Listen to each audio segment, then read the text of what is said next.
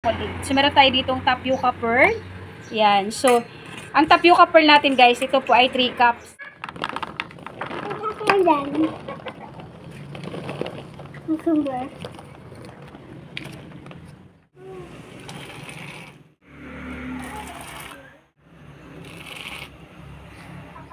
Ang tapioca pearl natin, guys, ito po ay 3 cups. Tapos, in every 1 cup, 1 liter. So, 30 minutes po natin siyang lulutuin.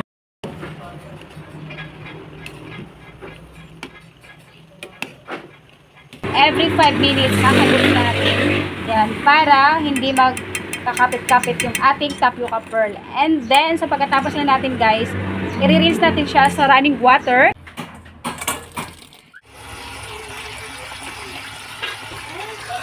And, gagawa tayo ng syrup. Doon natin ilalagay yung ating tapioca pearl.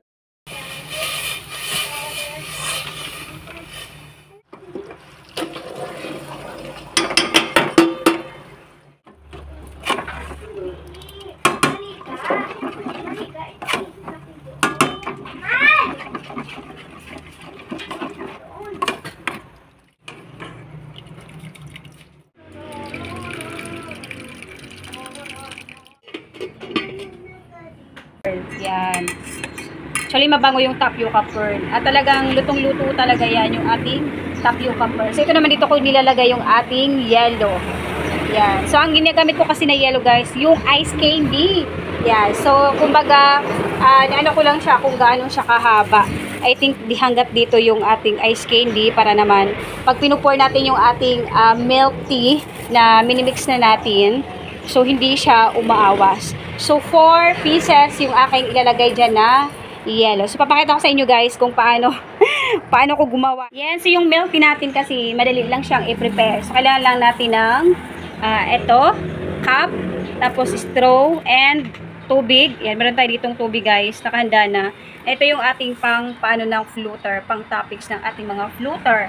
So, meron tayo ditong Graham Crush, Graham Choco Syrup, sprinkles, and yung ating nips. Yan. So, ito yung ating flavor muna. Yan. 3 flavor. So, ito yung ating shaker. Yan. Shaker natin yan. Ito yung ating measuring cup. Ito yung ginagamit ko to sa yung mga syrup. Watermelon. Watermelon. Watermelon. Watermelon.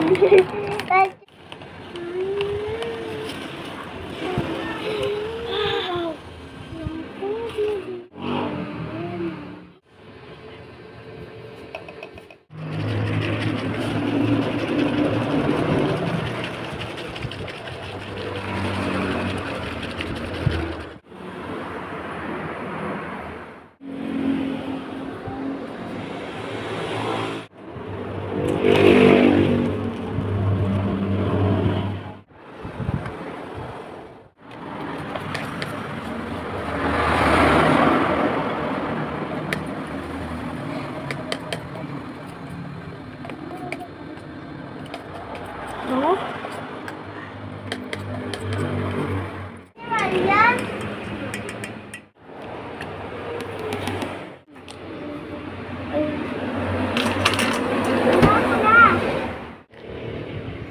Di pa.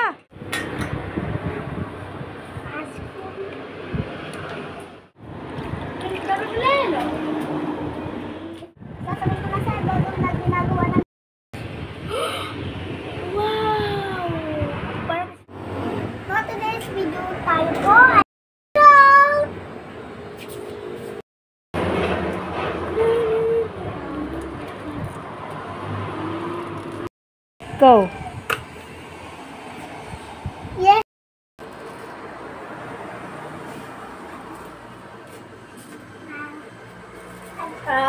Yummy?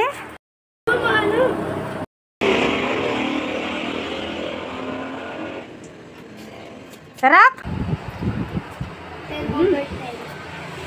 Ay!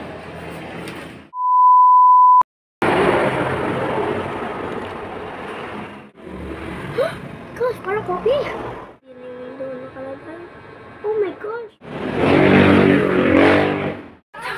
Ha? Wantar!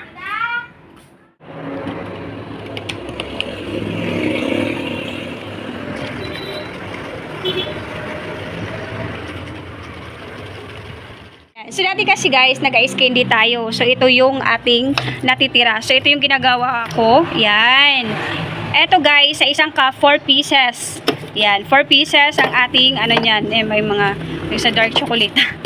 Yan. So, ganyan siya, 4 pieces. Actually, ganito yun nung hindi pa ako nag-start. So, buti na nabawasan na siya. So, buti na lang, pag nung dumating na yung aking mga ingredients, tumigas yung ating yellow. Yan. Super duper mabenta din dito yung yellow, guys. Grabe. Sobrang init kasi. So, kahapon, nabentahin tayo ng 495 pesos. So, ito yung ating record. Ni-record ko talaga, guys. Ito yung Milk Tea Business Record Book, May 2024. So, nag-start tayo kahapon. Ito yung mga Milk Tea Business. Ito yung mga, ano ko, ito yung mga, puhunan ko. Ito yung mga expenses ko. Total po siya ng 2,621.70.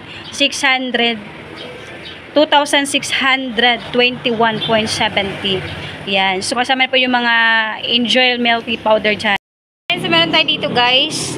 Dark chocolate. Yan. 199 yung milk tea powder. Wintermelon, 123. So, ito yung serving niya. Ito yung total niya. Yan. Yan. So, yun po yung mga costing. Yellow, 0.20. Tubig, 0.20. Sticker, 1.29. Cup with flat lids. Ito yung cup na may kasama na yung takip, 3.16. Straw, 1.3. Milk tea powder, 5. So, po yung 16 ounce. Single serving ang ginagawa ko. So, pag walling naman and floater, meron dito. Cream puff, mixed walling. So, 3.5 tablespoon. Tapos yung water naman is 2. Yan. So, ganun po yung ginagawa ko. Yan. Actually, pinag-aral ko muna siya. Yan. Ito naman, Assam black tea. So, kailangan natin sa Assam black tea pag mag-ano tayo ng red velvet. So, wala pa ako ng red velvet. Kaya, hindi pa ako nag-ano ng Assam. So, eto tapioca pearl. Yan. Sabi dito guys, 1 cup add 1 liter of water. So, 3 cups ang ginagawa ko every na magluto ako. So, meron na tayo 30 minutes. Cook 30 minutes. Every 5 minutes haluin. Tapos, caramelized naman sugar. 1/4 kilogram of sugar. And 1 cup and 1/8 cup of water. So, yung natira ng tapioca pearl na hindi pa naluto, sealed, lang wag lagay sa rack. Kasi natitigas siya. So, temperature lang natin ilalagay. So, nilagay natin milk tea powder. Yan. So, dito naman yung serving bowl of 16 ounce. 360 ml water sa 22 ounce. So, ito yung milk powder, 4 tablespoon naman. So, ginawa ko dito ako sa 16 ounce. 270 ml, 3 tablespoon milk powder. Yan. So, yun po 29 pesos pag walang floating. So, dito naman, ito yung day 1 opening 04/30/2024 winter melon. So, ito guys, 29 pesos. So, far so good. Nabentahan tayo ng 495 pesos. Yan. Matcha. Dalawa lang. So, tinatry ko kasi siya, oh. Siyempre, babayaran natin yan kasi negosyo siya. So, para malaman natin magkano yung kita natin. So, dito. Yan. So, mabilis mabenta yung ating winter melon agad. Winter melon agad yung lagi nilang hinahanap. And dark chocolate. So, tingnan nyo naman dito sa winter melon. Ibig sabihin, masarap yung winter melon. Or favorite nila yung winter melon. For only 29 pesos, ito yung walang walling to. Pero ito meron din dito. Winter for 20 pesos. Ito yung my walling and floater. So, yan. Dark chocolate. Ito naman yung dark chocolate na walang floater or walling. So, si R1 ay 49. Ito yung may floater and walling na cream puff kasi dark chocolate. So, sa naman, sa winter melon, ito yung nito, yung walling and floater nito is cream cheese. Yan. So, total po siya lahat ng 495 pesos. Yan. So, ito yung day 2. Yan. Start pa lang. And so, as you can see here, yan. So, meron tayo itong matcha, cream cheese, and cream puffs. So, meron tayo ditong winter melon and dark chocolate. Yan. So, lahat nabubuksan natin. Nabubuksan natin lahat. Yan. So, tinetest ko muna guys. Nag-food testing din ako kanina. Kahapon. Yan. Tinitikman ko din kung anong lasa ng matcha, anong lasa ng winter and dark chocolate. Yan. So, para ma-share natin sa ating customer. So, kasi minsan sabi na ano yung best seller. Yeah. So, ang best seller ko is yung dark chocolate and winter melon. Yan. So, ang sarap din ng matcha guys, in fairness. Yan. So, yun po muna guys ang ating vlog. Yan. So, see you on my next vlog, day 2. Yan. So, ito yung ating preparation. Meron tayo dito nakahanda na shaker. Meron tayo dito guys, straw. Meron tayo dito, yan. Ito yung mga ating toppings. Ito yung ating tubig kasi gagamit lang tayo ng room temperature. So dito naman, yan. Meron pa tayo dito. Yan, mga cup. Naka-reserve yan. So dito, tapioca pearl. Yan. So ito pala guys, sa isang balot ng tapioca pearl, 6 cups siya. So bali dalawang luto ko lang kasi pag nagluluto ako ay 3 cups. So 3 liters din na water ang ating ginagamit. Yan. So naubos ko na yung isang tapioca pearl. Kasi yung in-order ko lang is dalawang balot nito. So naubos ko na kanina kasi pangalawang luto ko yun. Yan. So dito muna tatapusin ang vlog. Thank you so much for watching. See you on my next vlog. Day 2.